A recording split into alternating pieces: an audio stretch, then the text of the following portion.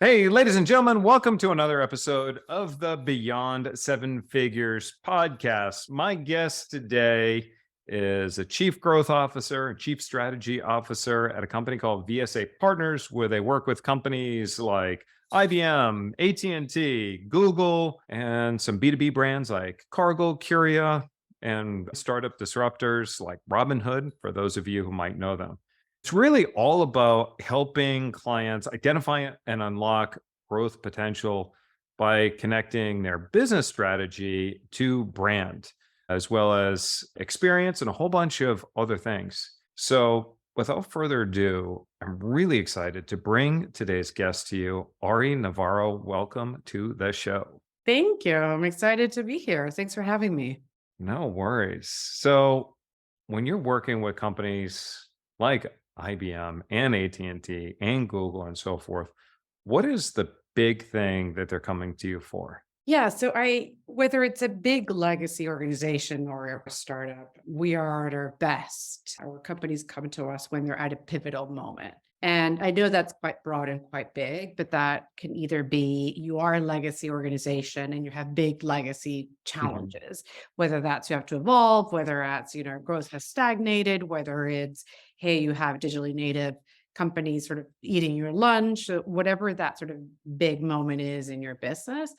Or if you're a startup, and by the way, Robinhood is a startup. So startup can be a really small sort of organization starting, or it can be actually quite big, but it could be about how do you scale the business? How do you create some effective kind of brand building efforts? How do you start to invest in brands? A lot of startups don't invest in brand right off the bat, but then as they grow, they're like, oh, we have to scale. Well, that means brand.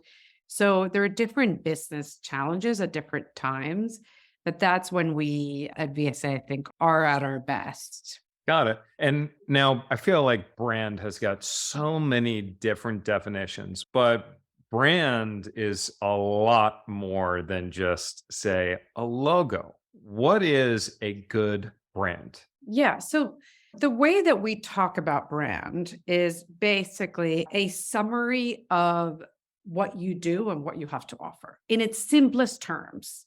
It's the best articulation, it's the best external articulation of your business ambition. So it's the way that you have packaged up as an organization. What do you do? What makes you great? How do you behave? How do you want to communicate? And how you do that to the world, that is a brand. Now, that is a little bit different from how many companies view brand. And I think you're starting to sort of hint at that when you're saying like people think it's a logo, because there are a lot of companies that think, oh, brand's the fluffy stuff. But if you really view brand as just a way to drive your business in a much more effective way, to do the things you just said, to remove the noise, to really get to the right audience, to create an emotional connection with your audience, even in B2B, believe it or not. Brand is more important than B2C. Sure. So if you think of it as that, as the vessel, the most effective vessel for your business strategy, that it's a different relationship that you have with brand. Now, before I get to the question, do you have any professional conflict with either Apple or Samsung? No. Okay, so then the question is, why is Apple a better brand than Samsung? Here's my take. Apple think different. And the whole argument he makes is you're going to win on values. And in a world today where technology is so accessible, and I always say technology is an equalizer, not a differentiator. Mhm. You're never going to win on features. It's like maybe Samsung's a better phone, but you're not going to win by telling me, I have 5 inches more of a screen, or I have 10% more pixels, or I can process 5% faster. I don't know what that means as a human being, and I'm not going to attach myself to that. So it's been a fascinating run this last decade because the world's dominated by tech, obviously. And what do engineers and coders and what do they do? They build stuff. So that's sort of gotten ahead of brand for many brands. And that sort of presents a challenge when, you do have sort of brands like Apple who have advocacy, who have love, who have Sure. this stickiness. And every time you have someone new that comes in, then you're like, oh, wow. I mean, features alone aren't getting get me there. It's a hard one again for tech, but it's a consideration. Well, and you bring up a good point. As you were talking, one of the things that came to mind is that, Apple as a brand, there's an affinity, there's a connection, but Samsung to me is more of a commodity, which, sure, they have great products and whatnot, but I don't have an emotional connection with Samsung. They produce refrigerators and phones and TVs and all this other fun stuff, but Apple is a little different. And Apple has a part of their brand has a moral and ethical responsibility of anticipating clients' needs. So even if they're not asking for it, that it should be high quality, excellent customer service, exceptional experience, and so forth, which is all part of, I think, the brand that has created such a strong following. Would you Yeah, agree? and you're hitting on something too that's key. And I love that you're bringing this up. So, back to that whole sort of people think brand is advertising. Brand is an ecosystem. So, brand's the whole experience. So, the thing that Apple has is everything. And I was just opening new earbuds because I lose them every month. The little paper that you tear off that holds the cable Yeah. has a perfect little tab so that you can pull it on both sides. Someone thought of that. Someone said, okay, how do you make this, aesthetically beautiful? And it has to work at the same time. When they said this is for people who think different, someone said, okay, cool, then we need a retail expansion strategy. And then all the retail stores started appearing. And it's like, well, it's not enough to come here and touch the product. You need to learn. Great. So then the stores have to have theaters. Like everything about that experience lives up to the promise.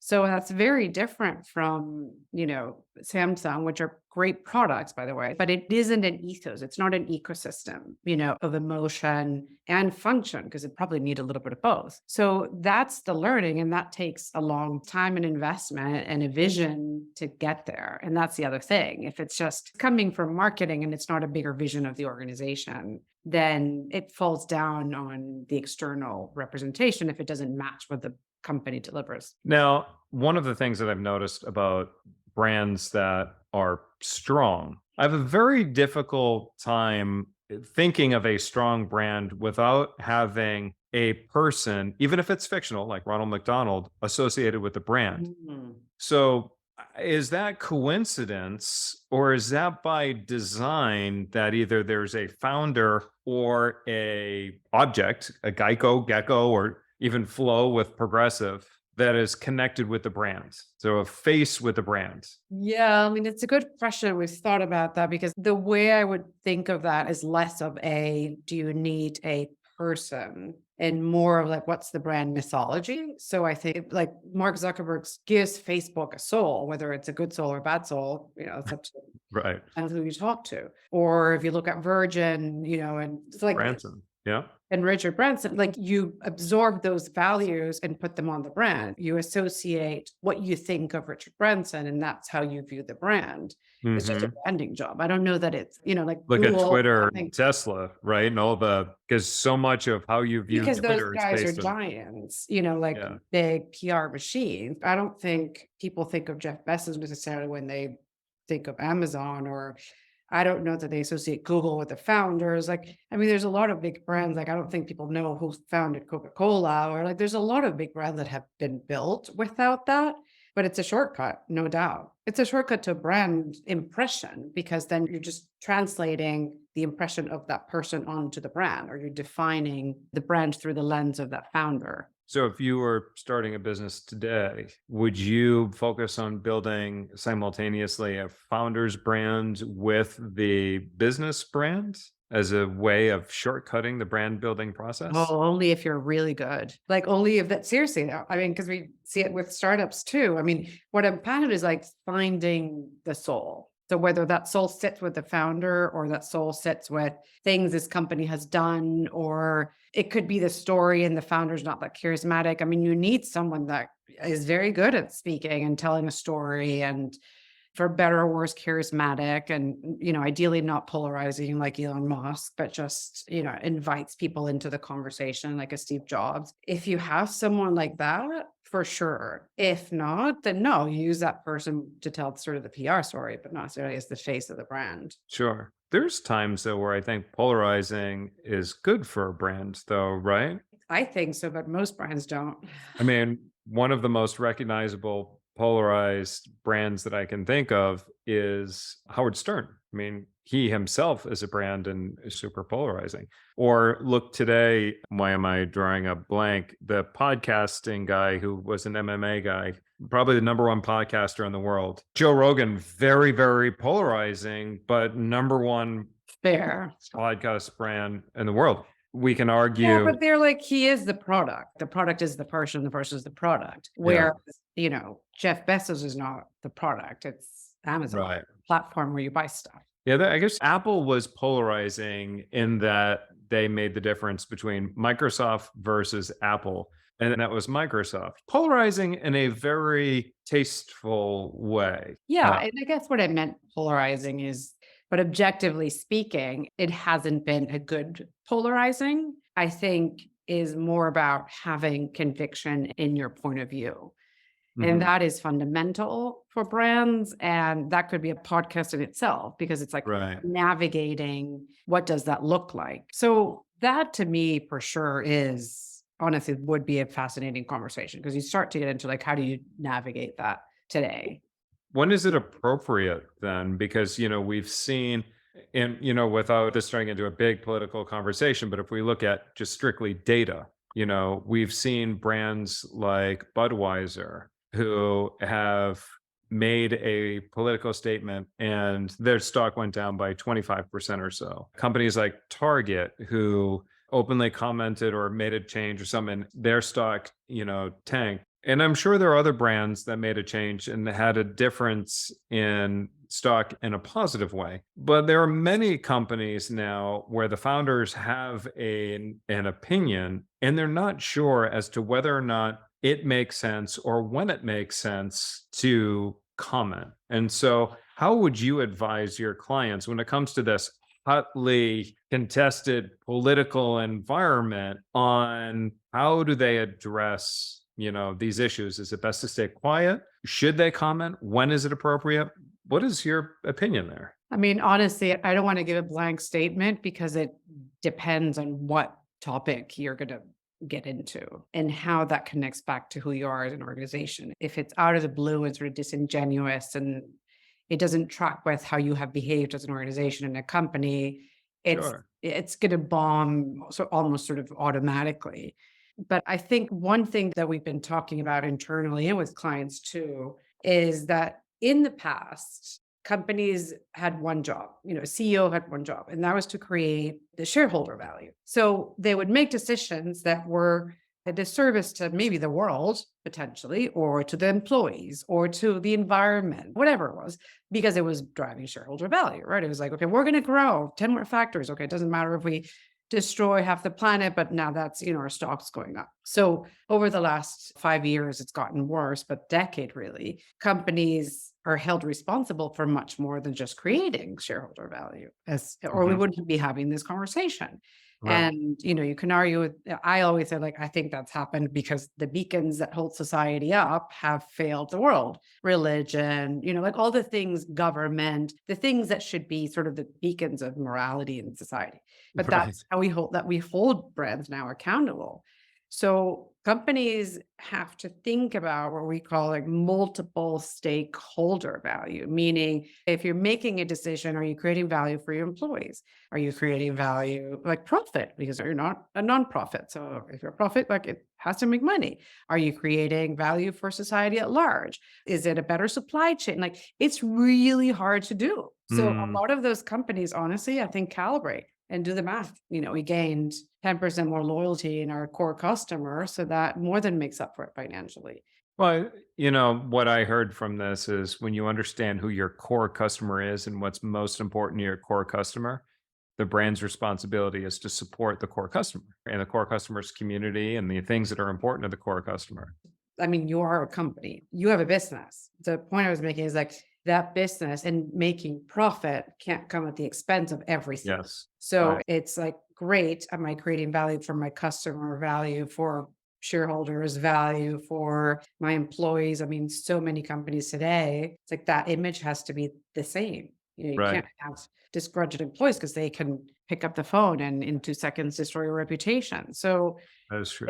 it's a connected world. So you have to think of all those things, I guess. So let's take a sidestep and talk a little bit about AI. And so, how can our listeners leverage AI to further support their brand building efforts? I just moderated a roundtable on this topic. The key takeaway right now is like experiment. It's still young, it's still in the experimentation phase. It's still not great. I mean, AI, ChatGPT in particular, which is I think what most people use, but obviously DALI and Journey and like all the other things that are out there, and Bard from Google, it's meant to give you a middle of the road answer. So a lot of the learning that we even are doing internally is learning, obviously, what's a good prompt. I've got people using like ChatGPT to create a prompt for DALI, and then they use what they get there and then go to ChatGPT.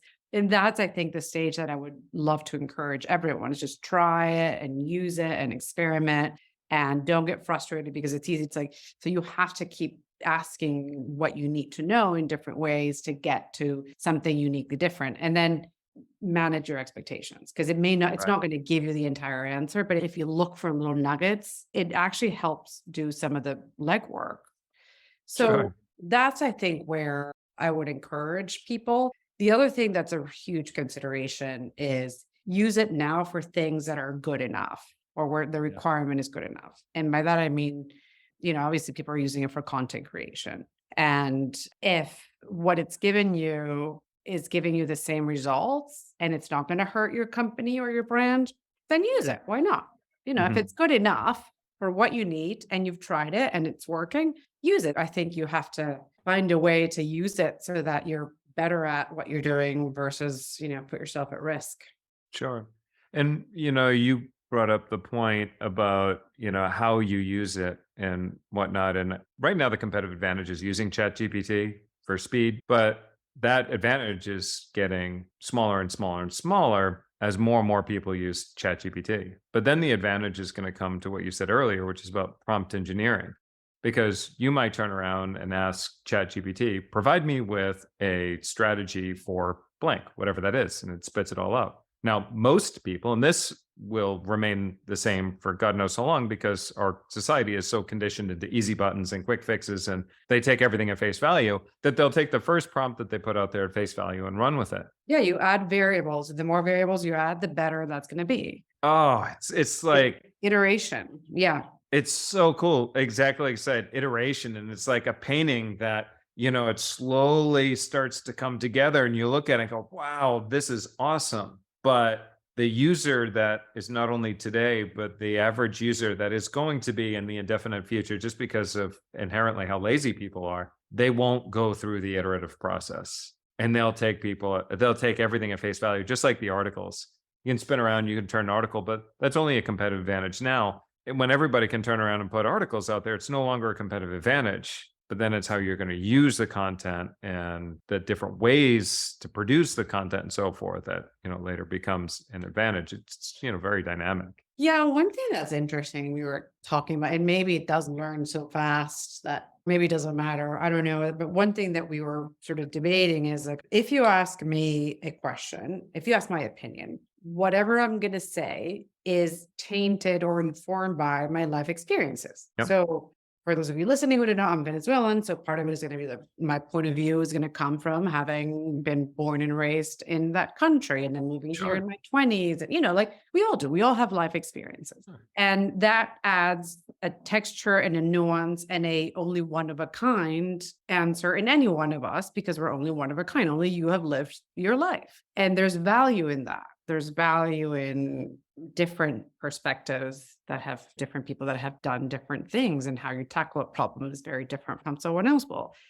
So that's not there in AI because it can't. It would never be able to replicate you. And maybe that doesn't matter, but that's a thing that will get maybe lost unless you have a big presence in social or a big presence where it can copy your way of speaking or it can Sure. dissect some of your thoughts. But if you're not a public figure and or super active in social, it doesn't have anything to pull. It may not matter whether Sure. there's any other opinion coming from Charles or from Ariadna, but that's the thing that AI can't do. Got it. I know we're pushing up against the clock, and I do want to be respectful of your time. So, this is the Beyond Seven Figures podcast. What is your biggest, best tip for our listeners right now for taking their business beyond seven figures? Defining your culture and your ethos up front, because there is nothing harder in business than to scale. When you have to grow, when you start to grow, whether it's seven figures or eight or not, I mean, depends on the number. I think it's less of a revenue thing and more of a number of people. It's very difficult to amplify that, to amplify culture, to amplify an ethos, to amplify what made, that secret sauce that you had, what made you, what made it extraordinary, what made that offering, that Mad Men moment in the hotel room when you're starting again, that magic, how do you scale that magic? How do you make sure that everyone in the organization understands that mission or that vision or that purpose or, Yeah. that ethos and who you are? That's really difficult. Now, it doesn't mean you can't grow, but to grow, that's why I admire Apple. To grow and maintain that ethos is really, really difficult. It worked for them because they defined it from the beginning. I love that you said that because many small companies, they don't see that as something that's important. And so their culture, their ethos, whatnot, it just happens by accident. And the problem is you bring in one employee without an established culture. So they take the culture of what was accepted at their last company and they bring it into your company. And then somebody else comes in and somebody else comes in, and you've got a whole bunch of different sets of expectations and cultures, which ultimately ends up becoming your culture, a culture of chaos and accident and nothing really spelled out. And then the CEO and leaders get frustrated that what they believed was to be true when they started this company is not true. And they start slinging terms like employees are headaches and so forth. And I think a lot of that really comes down to, or having a difficult time. This is a whole different side note, but it is related. So many small businesses are having a difficult time recruiting talent. Yeah, it's very Part of that comes yeah, down to yeah. the brand that is being put forth from the employee standpoint. What is this going to look like on my resume? I mean, coming in to just do again because product features, like you're not going to keep people and grow just because you have a really good product offering. Right. And I don't mean even product, could be a service business, it could be a healthcare, a new way to healthcare. Like Sure. it could be anything, any kind of startup. It's very hard to scale that, and sustain that Yeah. if you haven't defined it. You can grow if you get investment, but you'll see the cracks will start to appear. Absolutely. All right. Awesome. So people want to learn more about you and the work that you do. Where do we drive them to?